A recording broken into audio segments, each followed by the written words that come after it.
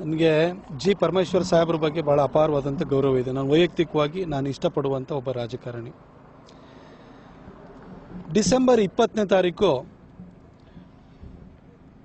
Illegal ಆಗಿ ಮರ ಕಡಿದಿದ್ದಾರೆ ಅಂತ ಹೇಳಿ ಒಂದು FIR ಆಗುತ್ತೆ.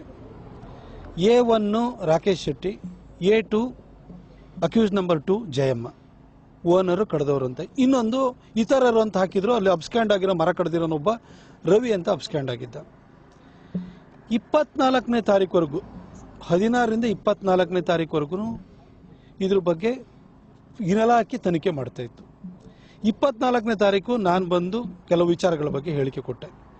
ಅವತ್ತು ನಾನು ಹೇಳಿಕೆ ಕೊಟ್ಟು 2 ಗಂಟೆಯಲ್ಲಿ ಕರ್ನಾಟಕ ಕಾಂಗ್ರೆಸ್ನ ಟ್ವಿಟರ್ ಮತ್ತು ಫೇಸ್ಬುಕ್ ಅಕೌಂಟಲ್ಲಿ ಪ್ರತಾಪ್ ಸಿಂಹನ ತಮ್ಮ ಮರಗಳ್ಳ, ಇವನು ನಾಡಕಳ್ಳ ಅಂತೇಳಿ ಟ್ವೀಟ್ ಹಾಕ್ತಾರೆ, ಪೋಸ್ಟಿಂಗ್ ಮಾಡ್ತಾರೆ. ಯಾರು ಇಲ್ಲಿ ತಂದಿದ್ದನ್ನು ರಾಜಕಾರಣ ಮಾಡಿದ್ಯಾರು? ಕಾಂಗ್ರೆಸ್ನವರು. ಆಯಿತು, ಆ FIR ಅಲ್ಲಿ ಎಲ್ಲಾದರೂ ನನ್ನ ತಮ್ಮ ಇದ್ದಾನ? ನನ್ನ ತಮ್ಮಗೂ ಆ ಜಮೀನಿಗೆ ಏನಾದ್ರು ಸಂಬಂಧ ಇದೆಯಾ? ರಾಜಕಾರಣ ಮಾಡಿದ ಕಾಂಗ್ರೆಸ್ ಅವರು.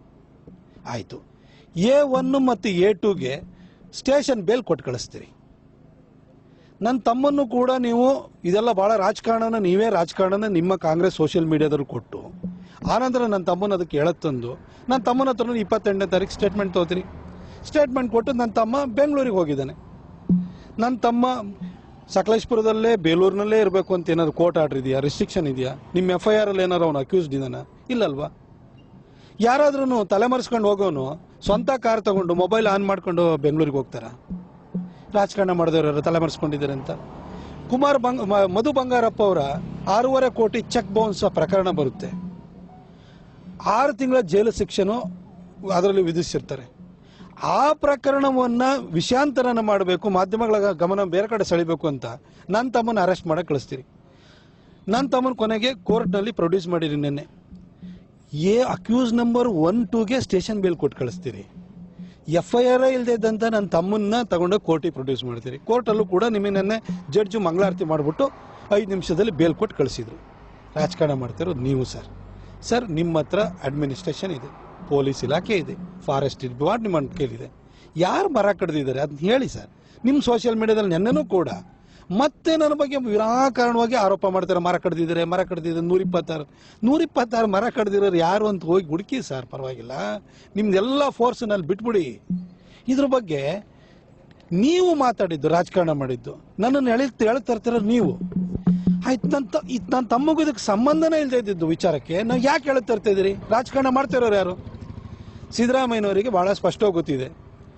2024ರಲ್ಲಿ ನಡೆಯುವಂತಹ ಲೋಕಸಭೆ ಚುನಾವಣೆಯಲ್ಲಿ ಕೊಡಗು ಮತ್ತು ಮೈಸೂರಿಂದ ಅವರ ಅಭ್ಯರ್ಥಿನ ಗೆಲ್ಸ್ಕೊಳಕ್ಕಾಗಲ್ಲ, ಅವ್ರ ಮಗನ ಗೆಲ್ಸ್ಕೊಳಕ್ಕಾಗಲ್ಲ ಅಂತ ಅವ್ರಿಗೆ ಗೊತ್ತಾಗಿದೆ.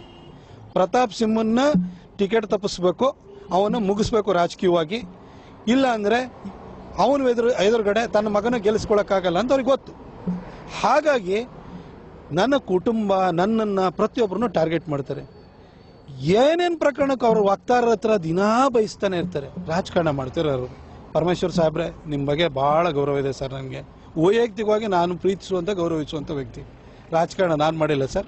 ನಿಮಗೆ ಟ್ವಿಟರ್ ಫೇಸ್ಬುಕ್ ಏನಾದ್ರು ಗೊತ್ತಿದ್ರೆ ದಯವಿಟ್ಟು ಹೋಗಿ ಟೈಮ್ ಲೈನನ್ನು ತೆಗೆದು ನೋಡಿ.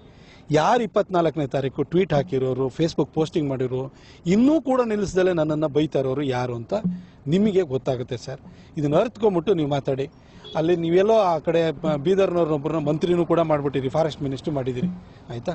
ಮರ ಗಿಡ ಏನು ಅದ್ರ ಬಗ್ಗೆ ಸ್ವಲ್ಪ ಅವರಿಗೂ ಅರಿವು ಬರಬೇಕಾಗುತ್ತೆ. ಬೇಲೂರು ಹತ್ರ ಬಂದು ನೋಡ್ಕೊಂಡು ಅಲ್ಲಿ ಯಾರಿದ್ದಾರೆ ಅದನ್ನು ತಿಳ್ಕೊಳಕ್ಕೆ ಹೋಗಿ. ಒಂದು ವೇಳೆ ನನ್ನ ತಮ್ಮ ತಪ್ಪಿಸ್ತಾಗಿದ್ರೆ ಫಾರೆಸ್ಟ್ ಡಿಪಾರ್ಟ್ಮೆಂಟ್ ಅವ್ರು 4 ಜನ ಅಧಿಕಾರಿಗಳನ್ನ ಯಾಕೆ ಸಸ್ಪೆಂಡ್ ಮಾಡ್ತಿದ್ರು? ಸಸ್ಪೆಂಡ್ ಆಗಿರುವಂಥ ಅಧಿಕಾರಿಗಳು ನನ್ನ ತಮ್ಮನ ಅರೆಸ್ಟ್ ಮಾಡಕ್ಕೆ ಯಾರು ಹೋಗ್ತಿದ್ರು? ಅವರೇ ಎನ್ಕ್ವೈರಿ ಮಾಡಕ್ಕೆ ಯಾಕೆ ಬರ್ತಿದ್ರು? ಸರ್, ಇದ್ರ ಹಿಂದೆ ಸಂಪೂರ್ಣವಾಗಿ ದುರುದ್ದೇಶಪೂರಿತ ರಾಜಕಾರಣ ಇದೆ. ನಿಮಗೆ ಗೊತ್ತಾಗಿದೆ. ಕೊಡಗು ಮತ್ತು ಮೈಸೂರಿನ ಜನ ನನ್ನನ್ನು ನೀವು ರಾಜಕೀಯವಾಗಿ ಸೋಲಿಸಲಿಕ್ಕೆ ಬಿಡಲ್ಲ ಅಂತ ನಿಮಗೆ ಗೊತ್ತಾಗಿದೆ. ಹಾಗಾಗಿ ನನ್ನನ್ನು ಟಿಕೆಟ್ ತಪ್ಪಿಸ್ಬೇಕು, ನನ್ನನ್ನು ಏನಾರು ಮಾಡಿ ಫಿಕ್ಸ್ ಮಾಡಬೇಕು ಅಂತ ನೀವು ಮಾಡ್ತಾ ಇದ್ದೀರಿ. ಇದನ್ನು ಮುಂದೆನೂ ಕೂಡ ನಿಲ್ಲಲ್ಲ. ಆದರೆ ಮೈಸೂರಿನ ಬೆಟ್ಟದಲ್ಲೊಬ್ಳು ತಾಯಿ ಚಾಮುಂಡೇಶ್ವರಿ ಕೂತಿದ್ದಾಳೆ, ಬ್ರಹ್ಮಗಿರಿನಲ್ಲೊಬ್ಳು ಕಾವೇರಿ ತಾಯಿ ಹುಟ್ಟುತ್ತಾಳೆ. ಎಲ್ಲರೂ ದೇವರು ನನ್ನ ನೋಡ್ಕೊಳ್ತಾರೆ, ನನ್ನನ್ನು ಪ್ರೊಟೆಕ್ಟ್ ಮಾಡ್ತಾರೆ ಅಂತ ನನಗೆ ಗೊತ್ತಿದೆ. ಜನ ಮಾಡಿದ ಕೆಲಸ ನೋಡಿದಂಥ ಜನ.